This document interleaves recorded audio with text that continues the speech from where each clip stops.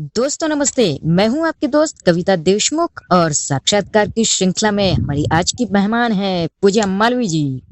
और इनसे बातचीत करने के लिए हमारे साथ जुड़ी हैं रूपाली जी और हमारे वरिष्ठ सहयोगी कांतिलाल बलोटा जी।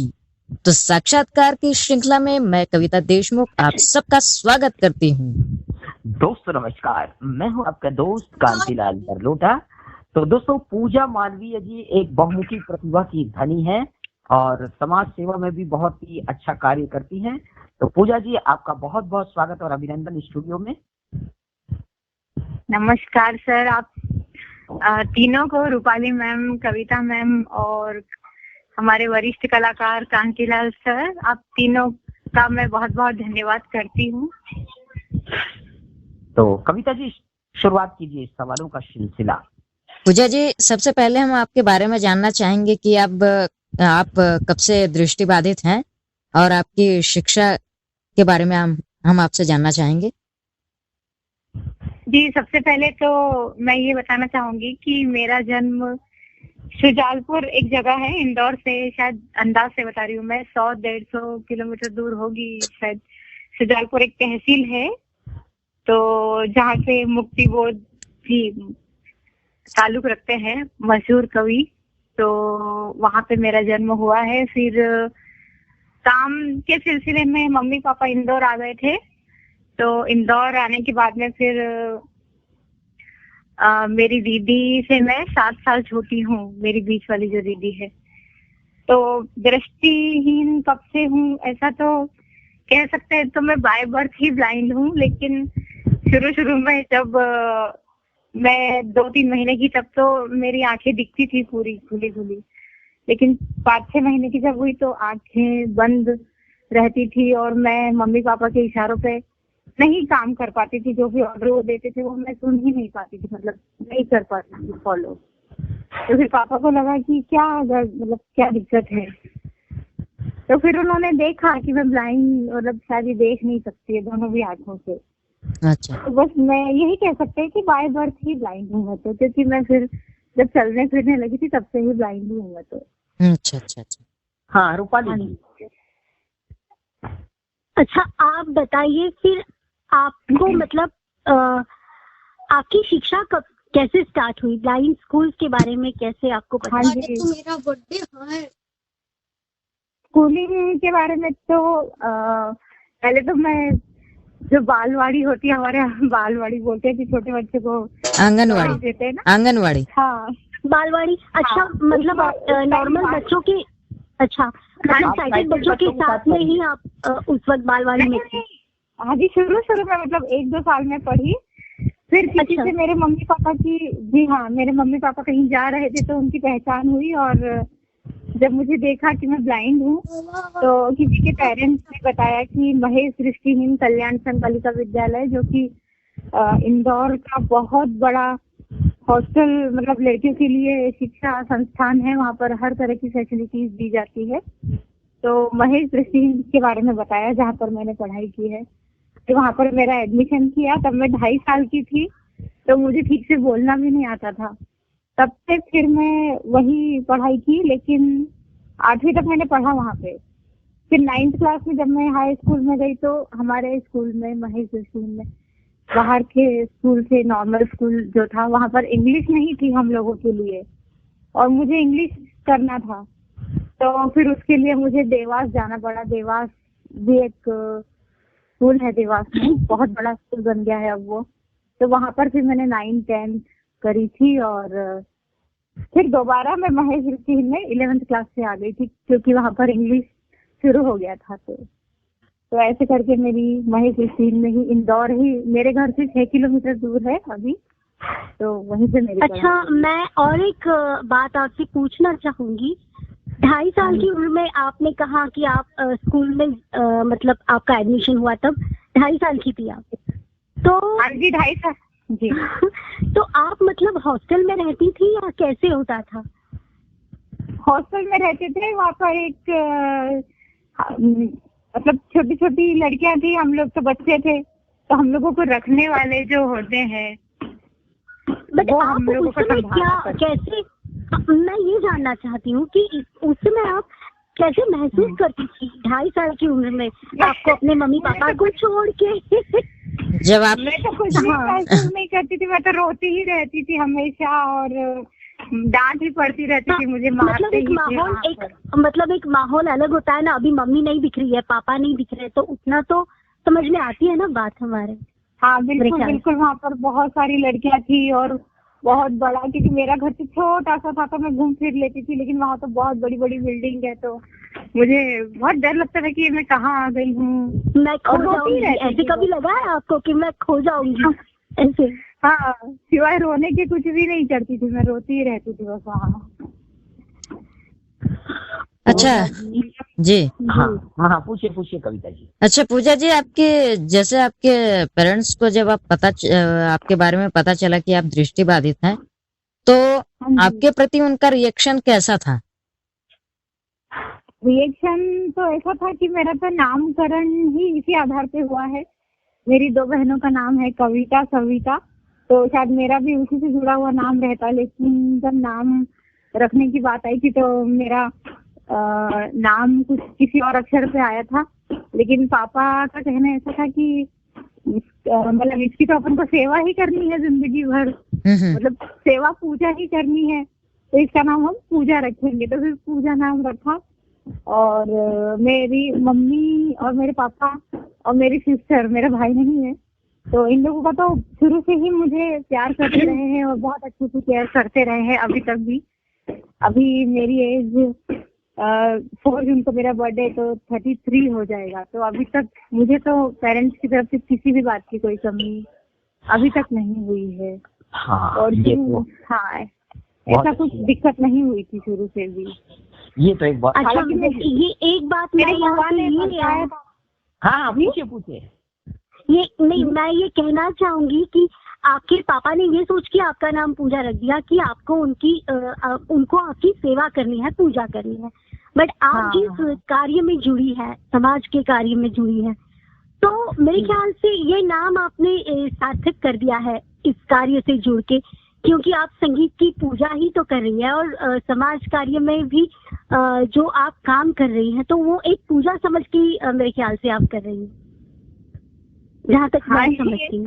कह सकते हैं ऐसा क्योंकि म्यूजिक से तो मतलब मैं स्कूल का असर है या ऐसा तो पता नहीं, लेकिन मैं पूछना चाह रही थी कि आपको स्कूल में मतलब म्यूजिक स्टार्ट हुआ, आपकी लाइफ में म्यूजिक स्कूल में आया या आपके घर में था कुछ मतलब ऐसा माहौल म्यूजिक का वजह?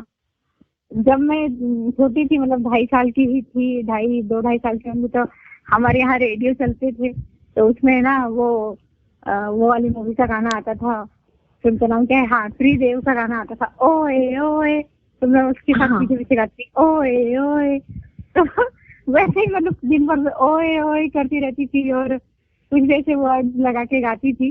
फिर जब मैं स्कूल में पढ़ने लिखने लगी, ब्रेल सीखना, क्योंकि शुरू में तो ब्रेल ही सीखी थी, ब्रेल सीखना, इंग्लिश सीखना, उसके साथ म्यूजिक का तो ऐसा मतलब प्रार्थना वगैरह गाते थे और स्कूल की प्रार्थना, खाना खाने जाते थे वो प्रार्थना गाते थे, तो बस वही लड़कियों के साथ पीछे पीछे ऐसे ही गाती थी, उनकी नकल कर करके तोतली आवाज में। फिर गाने का तो ऐसा रहा कि फिर थोड़े बड़े होते गए तो फिर फूलों का तारों का संदेश आते हैं और हम नेहरू चाचा के प्यारे, ऐसे गाने गाते थे।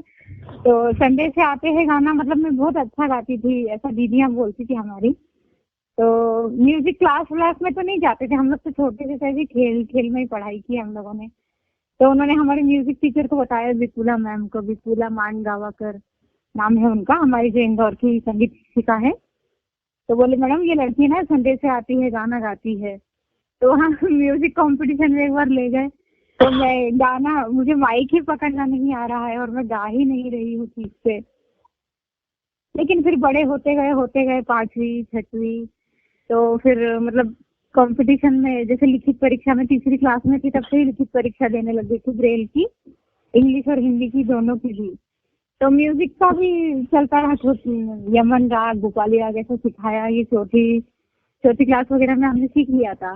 फिर उसके बाद ना कंपटीशन वगैरह में हम लोग को ले जाने लग गए तो कंपटीशन में तो मैं पहली बार एक गाना गाया था, टी सीरीज वालों का गाना चलता था सोनू निगम का, बड़ी दूर से आए हैं प्यार का तोहफा लाए हैं। तो वो गाना मेरा बहुत चला था, बहुत ज्यादा चला था वो गाना मेरा। तो उसमें मुझे फर्स्ट प्राइज मिला था पहली बार जब मैं तीसरी में थी, हाँ तीसरी क्लास में थी, जब मैं लिखित परीक्षा भी देने लगी। तो लिखित परीक्षा के लिए और गाने के लिए ऐसा मुझे प्राइज मिला था। क्या बात। पूजा जी यहाँ पर मैं आपको इंटरप्ट कर रहा हूँ। पूजा जी, जब आपको फर्स्ट प्राइज मिला था, जब आप गाने में, और ये जो गीत आप बता रही हैं ये समझौता फिल्म का गीत है, रिकॉर्ड पर इसे गाया था रफी साहब ने। तो जब आपको पहली बार कोई प्राइज मिला तो आपको कैसा अनुभव हुआ था? अनुभव तो क्या, मेरी फ्रेंड लोग मुझे घेर के खड़ी हो गई थी, मैडम लोग भी, हाँ बेटा ऐसे ही आगे बढ़ना, ऐसे ही सब कुछ करना, ऐसे ही आगे करते रहना करना, ऐसा बोला था उन्होंने। और रीडिंग राइटिंग में लिखित परीक्षा के अकॉर्डिंग मेरा आया था, तो उसकी मुझे ज्यादा खुशी हुई थी, क्योंकि रीडिंग राइटिंग मेरी फेवरेट, म्यूजिक से भी मेरा फेवरेट है, इसलिए। अच्छा पूजा जी, एक छोटा सा सवाल और है आपसे। हमने सुना है कि आप संगीत करती हैं, आप जो है ना नारी सशक्तिकरण को बहुत बढ़ावा देती हैं, तो आपके मन में नारी के प्रति बहुत सम्मान और प्यार है। और आज मैं आपसे ये जानना चाहूंगा कि क्या परिवर्तन आया है महिलाओं के जीवन में अभी इस समय, आप बताइए जरा, या आप क्या सोचती हैं कि आप थोड़ा सा बताइए इस पर। परिवर्तन तो क्या, अभी एजुकेशन के मामले में गर्ल्स बहुत आगे बढ़ रहे हैं, और अभी उनकी जॉब भी लग रही है। और अगर जॉब नहीं भी किसी की लग पा रही है, तो जिसका पर्सनल आर्ट है, किसी की हस्तकला है, किसी का म्यूजिक है, अब गवर्नमेंट जॉब का कब तक वेट करता रहेगा कोई, तो फिर गर्ल्स ना अपने हिसाब से आगे बढ़ रहे हैं। आजकल ऑनलाइन काम भी बहुत हो रहे हैं, वर्क फ्रॉम होम का। तो अभी बहुत सारी ब्लाइंड लड़कियों को देख रही हूँ मैं, कल ही मेरी फ्रेंड ने ज्वाइन करा है एक इंश्योरेंस कंपनी में। तो ब्लाइंड लड़कियां बहुत आगे बढ़ रही हैं, गर्ल्स भी और लेडीज। जैसे अभी दिव्यता मैम है, दिव्यता गर्ग मैम, उनके बारे में बहुत सुनते हैं, बहुत उन्होंने अचीव कर लिया है। उनको राष्ट्रपति जी से हाथ से पुरस्कार भी मिल चुका है, और बहुत सारा अचीवमेंट के बारे में। तो अच्छा लगता है ऐसा सुनते हैं किसी के बारे में, तो ब्लाइंड के बारे में सुनते हैं तो अच्छा लगता है। कविता जी। अच्छा पूजा जी, हम ये जानना चाहेंगे आपसे कि भाई ऐसे और भी लोग हैं जो जिनके पास कलाएं हैं, कुछ करने की क्षमता है, पर वो आगे बढ़ना नहीं चाहते, तो उनके लिए आप क्या कहना चाहेंगी? उनको क्या संदेश देना चाहेंगी? उनको तो सबसे पहले ना अच्छे दोस्त बनाना चाहिए, ताकि जो उनका भला चाहे, जो उनके हित में काम करे, और जो उनके बारे में अच्छा सोचते हैं। अगर मेरे पास कोई अच्छा आर्ट है, तो अगर आपको उसकी पहचान है, तो आप मुझे सही मायनों में उसकी पहचान करवा देंगे, और तभी मैं आगे बढ़ पाऊंगी। और खुद की जो कार्य कुशलता होती है, जो मेहनत है, वो तो करनी ही होती है, क्योंकि जब तक हम खुद से आगे होके नहीं बढ़ेंगे, तब तक हम आगे बढ़ ही नहीं सकते। और कभी कभी ऐसा होता है कि हमारे बारे में बहुत भी लोगों को पता नहीं रहता है। जैसे अगर मैं कविता करती हूँ, तो आपको पता नहीं है कि मैं कविता करती हूँ, लेकिन जब तक मैं खुद नहीं बताऊंगी, तो आपको कैसे पता चलेगा? अगर आप मुझे कोई अपॉर्चुनिटी देना चाहते हैं, आपको पता ही नहीं, तो कभी कभी ना खुद भी अपने बारे में बता देना चाहिए। या अगर आपको अच्छा नहीं लगता है खुद की तारीफ करना वगैरह, या खुद के बारे में बताना, तो आप अपना कोई दोस्त ढूंढ सकते हैं जो आप बता सके आपके बारे में, जी मेरी फ्रेंड ये ऐसा कर सकती है। बिल्कुल। रूपाली जी, आप पूछिए। पूजा जी, संगीत के अलावा और समाज सेवा के अलावा आपकी और क्या क्या हॉबीज है? मेरी हॉबीज तो जैसा कि मैंने कहा, कविता करती हूँ, कुछ कंपोज भी, मतलब ये तो म्यूजिक में ही आ गया, खैर कुछ कंपोज करने की भी कोशिश करी है मैंने। तो लिखने का जब मैं 5वीं कक्षा में थी तब से ही शौक है। और रीडिंग राइटिंग का तो मैंने बताया ही, मुझे बहुत ज्यादा शौक है। और लोगों की हेल्प करना, यही सब है। और मुझे ना हंसना खेलना, मतलब से मुझे ऐसा उदास रहना बिल्कुल अच्छा नहीं लगता है, हमेशा हंसती खेलती। अच्छा, क्या आप बचपन में शरारत किया कर, मतलब आप कैसी थी? काफी शांत किस्म की थी या बहुत शरारती थी? दोनों थी। जब ज्यादा तेज लोग होते थे तो दोनों कैसे हो सकता है कोई? जब अच्छे मतलब थोड़े तेज टाइप के लोग होते थे ना, उनके सामने मैं शरीफ बन के बैठ जाती थी, और जो मेरे से कम लोग होते थे उनके सामने फिर मैं अपना शरारत दोस्त कर दिखाती दादा बन जाती थी आप। हाँ। अच्छा, कोई ऐसा यादगार किस्सा है? चूहा डाल दिया था। हाँ, चूहा डाल दिया था। हाँ, कोई वाटर ऐसा कूलर में वाकया तो बताइए, मुझे बहुत वाकया डांट पड़ी बताइए। थी। हाँ, बताइए बताइए। अरे ऐसा मतलब हमारे स्कूल में ना एक चूहा मर गया था हमारे रूम में, हाँ तो उसको थैली में पकड़ के ले गए, और पता नहीं इसमें भी तो मुझे एडवाइस दिया था कि पूजा तू ये करके दिखा। मैंने कहा अच्छा। तू कर नहीं सकती, बोले तू ये नहीं कर सकती। मैंने कहा मैं कर सकती हूँ, बोले नहीं कर सकती, मेरे रूम में बोली थी। मैंने कहा नहीं, मैं करके दिखा दूंगी करके। हमारे स्कूल में नया नया वाटर कूलर आया था, तो उसमें मैंने वो चूहा डाल दिया था। ऐसे ही जब पता लगा, हमारी जो किचन की मेंबर होती है उनको मालूम चला, तो वो मुझे ऊपर ऑफिस में ले गए थे और मुझे बहुत डांट पड़ी थी। अच्छा, सबसे ज्यादा डांट आपको किन से मिली है? मम्मी पापा से या नहीं, घर में तो नहीं मिली, बाहर वालों से ही मिलती रहती हूँ मैं तो। अच्छा, घर वाले आपकी हर शरारत को नजरअंदाज कर देते थे? हाँ। अच्छा पूजा जी, अब आप ये बताइए, अब जो मेरा सवाल है एक आपसे, क्योंकि आप संगीत की एक जानी मानी कलाकार हैं, लोग आपको जानते हैं, कभी आपने रेडियो वगैरह में भी गाया है, आकाशवाणी वगैरह में? स्कूल में गाया था जब हम छोटे थे, तब मैंने मालवी लोग भी गाया था। जी, क्योंकि आपको काफी लोग जानते हैं इस हमारे दृष्टिबाधित समाज में, और आप बहुत अच्छे अच्छे कार्य करती है ना। अच्छा, तो अब हम आपसे एक और चीज जानना चाहेंगे कि आप मिमिक्री भी करती हैं? तो ऐसे ही हंसी मजाक जैसे थोड़ा बहुत वो तो बस ऐसे ही। क्योंकि मैंने देखा है कि हमारी जो दृष्टिबाधित जो गर्ल्स हैं वो गाना के बाद में लेकिन बहुत सारी आवाजें भी निकालती है। भाई मैंने देखा है कईयों को ऐसा। हाँ, मैं तो थोड़ी बहुत आवाजें ऐसे मुझे, क्योंकि मुझे मतलब मैं कोशिश तो करती हूँ, पर फ्रेंड्स लोग बोलते हैं कि गले पे फिर आपका वो फायरिंग क्या होते हैं, स्वर यंत्र वगैरह, बोले वो खराब हो जाएगा, तो ज्यादा खेलो नहीं आवाज को। तो मैं हाँ जी, 3 तरह के आवाज अभी मतलब जिससे मुझे दिक्कत नहीं होती है, उस टाइप की 3 तरह की आवाज निकाल सकती हूँ मैं, जैसे छोटी बच्ची की। और तो पूजा जी, हम चाहेंगे कि उनमें से थोड़ा छोटा नमूना हमारे श्रोताओं के लिए। अच्छा ठीक है, तो मैं ना पहले आपको एक जेम्स की पूरी तरीके से नहीं, एक 14-15 साल का 15-20 साल का लड़का होगा, उसकी आवाज निकाल के बताती हूँ थोड़ी सी। हाँ।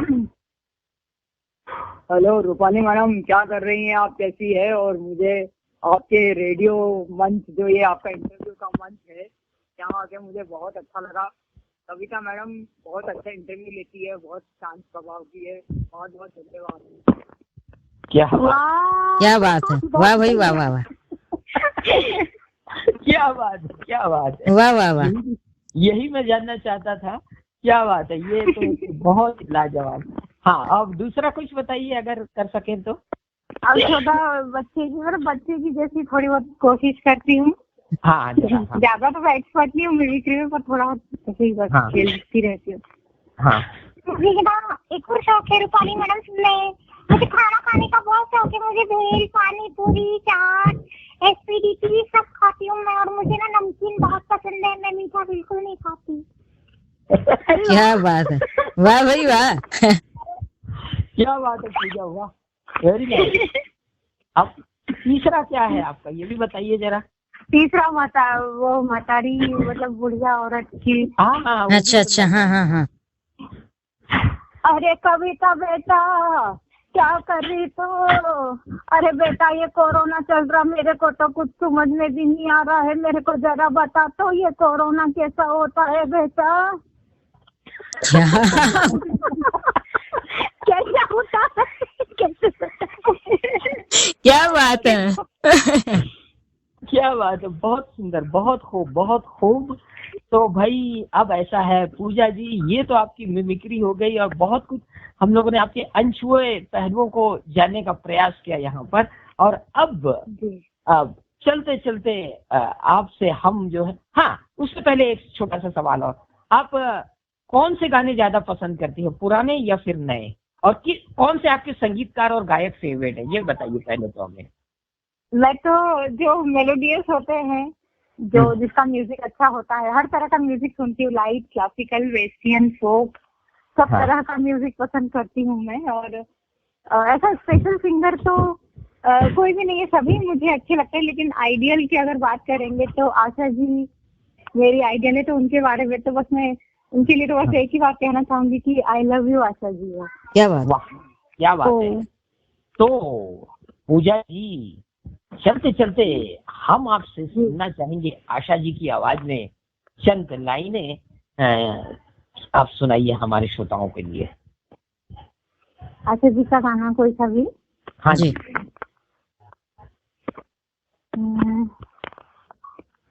आशा जी का एक बहुत अच्छा गाना है। वैसे तो उनके बहुत सारे हर उम्र के गाने गाए हैं उन्होंने। मैं आपको कोई सावन की घटा फिल्म का गाना सुना देती हूँ फिलहाल, जो मुझे याद आ रहा है अभी। हाँ, जी बिल्कुल सुना दीजिए। जी बिल्कुल, नैयर साहब ने कंपोज किया है। हाँ हाँ हाँ। आज कोई प्यार से दिल की बातें कह गया, मैं तो आगे बढ़ गई, पीछे जमाना रह गया। हाय राम, आज कोई प्यार से। शुक्रिया। क्या बात है, क्या बात है। बात है, क्या बात है, बहुत ही सुंदर आपने ये प्रस्तुति दी। हाँ रूपाली जी, और कुछ जानना है आप दोनों को, कविता जी और रूपाली जी? मैं इनसे इनकी कोई रचना सुनना चाहती हूँ। जैसे इन्होंने कहा कि एक कविता करती है, तो हाँ इनकी कंपोज की हुई कविता सुनना चाहते हैं। हाँ वो भी हम सुनना चाहेंगे। कविता जी कविता सुनना चाहती हैं। अच्छा, कविता सुनना चाहते हैं आप? तो मैं हिंदी और जो हमारी लोकल भाषा होती है, मतलब मालवी, उसी में मैं लिखा है हाँ जी। ज्यादातर। तो मैं 4 लाइनें सुनाना चाहूंगी। मतलब बिल्कुल। आपकी कविता भी सुनना चाहेंगे हम, और साथ में आपके कंपोजिशन भी सुनना चाहेंगे। कंपोजिशन ऐसे मुझे मैंने रिकॉर्ड करके रखे हुए, तो वैसे याद नहीं है मुझे प्रॉपर तरीके से। चलिए आप चलिए चलिए हाँ, तो कविता चंद लाइनें सुना दीजिए कविता की। हाँ जी। आकाश नीला है, कैसे कहूँ मैं क्या देखती हूँ इस आकाश में। पता गया था मुझे कभी कि ये समंदर भी नीला है, लेकिन मेरे पापा कहते हैं बेटा तुम अगर कुछ भी देखो तो ये सारा जहां रंगीला है। नीला पीला हरा गुलाबी क्या पूछती है मुझसे, ये पूरी प्रकृति जो है इसका हर रूप सजीला है।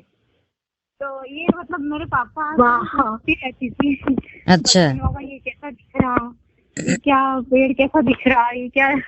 तो अच्छा। ये मेरा मतलब है हम सभी लोग ये बचपन में पूछते हैं अपने पेरेंट्स से। हाँ ये मतलब अपना ये भाव विश्व जो एक छोटे ब्लाइंड बच्चे का, तो वो नहीं, मैं तो मतलब अभी मेरे पापा जब मेरे को छोड़ के चले गए थे तब तक भी मैं तो पूछती रही हूँ उनसे, और अभी भी मम्मी से कुछ हाँ पूछती रहती है, ये कैसा दिख रहा है, ये क्या कैसा है, क्या है, कुछ भी पूछती रहती। तो वो लोग मुझे जवाब नहीं दे पाते थे, मतलब ठीक से, या कभी बता दिया कभी नहीं। तो फिर अच्छा, आपका ये एक सवाल मेरे मन में था कि आपका ये म्यूजिक और ये कविता, आपने सबसे पहले कविता जो लिखी तो किसे सुनाई या किसे दिखाई, और वो क्या रिएक्शन था, और आपके इस जो म्यूजिक और कविता में आप थी तो आपकी क्या कहते हैं ना प्रोग्रेस देख के आपके घर वालों को कैसा महसूस होता था? मतलब घर वाले तो खुश होते ही है। वो तो मतलब जब भी पढ़ाई में भी मैं हमेशा फर्स्ट आती रही हूँ, और पढ़ाई में भी मैं शुरू से अच्छी रही हूँ, तो हमारे प्रिंसिपल सर और जहाँ भी मतलब मैं संस्थाओं में जाती थी, जैसे कुछ ट्रेनिंग सेंटर्स में कुछ मैंने सर्टिफिकेट कोर्स भी किए हैं, तो वहाँ पे जाते तो मेरे मम्मी पापा को बोलते हैं कि आपकी बच्ची बहुत अच्छी है, ये है वो है, तो खुश हो जाते हैं वो लोग। और कुछ प्राइज वगैरह शुरू से बचपन से लेके आ रही हूँ, या करती हूँ तो घर वाले तो खुश होते हैं और वो लोग मुझे आगे बढ़ाने की कोशिश करते हैं जितना उनसे हो पाता है, क्योंकि मैं एक निम्न वर्गीय परिवार से हूँ, तो जितना वो लोग कर सकते हैं उतना तो वो लोग करते ही है मेरे लिए। और कविता और गाने का, हाँ, तो मैं ना बताऊँ 5वीं क्लास में थी तो एक हमारे आइडियल दीदी थे, उनका नाम तो नहीं लेना चाहूंगी क्योंकि क्या पता कहाँ कहाँ ये इंटरव्यू जाएगा, तो हाँ हाँ तो वो दीदी, उनको मैंने न्यू ईयर के उपलक्ष्य में कुछ ग्रीटिंग कार्ड्स वगैरह दिए थे, तो उससे ना मैंने किसी की 4 लाइन लिख के भेज दी थी, मतलब दूसरों की, मतलब दूसरों की 4 लाइन लिख के भेज दी थी। और मेरी एक फ्रेंड थी तो उसने भी वही लाइनें लिख के भेज दी, मतलब तो मैंने इतना अच्छा गिफ्ट दिया था दीदी को, तो दीदी ने मेरे गिफ्ट की ना तारीफ नहीं करी और जो दूसरी लड़की थी उसकी गिफ्ट की तारीफ की। तो मैंने कहा दीदी मैंने आपको बहुत अच्छा ग्रीटिंग इतना मेहनत से दिया, तो बोले आपने तो शायरी वही लिखी है और उसने भी, जो दूसरी लड़की थी उसने भी वही शायरी लिखी, तो मैं तो कंफ्यूज हूँ, मेरे को तो नहीं समझ में आ रहा बोल रहे थे किसने क्या मुझे इतना मेहनत से गिफ्ट दिया करके। तो मेरे को वो धक्का लग गया क्योंकि उन्होंने दूसरों की तारीफ की और मेरी नहीं की। तो मैंने कहा यार अपना खुद का कुछ तो ऐसे छोटा छोटा कुछ भी, दीदी आप मेरे को अच्छे लगते हो, ऐसा पता नहीं क्या बना के और दे दी थी दीदी को। तो तब से फिर मैं ऐसे 4-4 वाक्य जोड़ के, फिर पानी पे लिखा, फिर फूल पे लिखा, फिर रोटी पे लिखा, फिर हमारे हॉस्टल। तो ये आपकी कविता लिखने के पीछे ये बात है। हाँ ये बात है। तो भाई ऐसा है, आज हमारे स्टूडियो में पूजा जी आई और बहुत ही अच्छी अच्छी जानकारियां दी अपने बारे में। कुछ अंशों पहलुओं को हम जानने का प्रयास किया पूजा जी से, और तो हम पूजा जी का बहुत बहुत धन्यवाद ज्ञापित करते हैं कि आज वो हमारे स्टूडियो में। लेकिन मैं इससे पहले एक बात बताना चाहूंगा, हम लोगों ने बहुत बार कोशिश की पूजा जी का इंटरव्यू लेने की, लेकिन वो हो नहीं पाया। लेकिन आज पूजा जी, हाँ, तबीयत खराब होने की वजह से अभी तो मैं बिल्कुल स्वस्थ हूँ, लेकिन अभी बहुत स्वस्थ है। तो पूजा जी आज आप हमारे स्टूडियो में आई, और हमारी रिकॉर्डिंग इंजीनियर को एंकर कविता देशमुख जी, हमारी एक और को एंकर रूपाली जी, आप सबका बहुत बहुत धन्यवाद। पूजा जी आपका विशेष रूप से धन्यवाद। तो दोस्तों अब हमें दीजिए अनुमति, हम आपसे फिर किसी साक्षात्कार में मिलेंगे। तो सभी साथियों को नमस्कार। नमस्कार। नमस्कार। नमस्कार।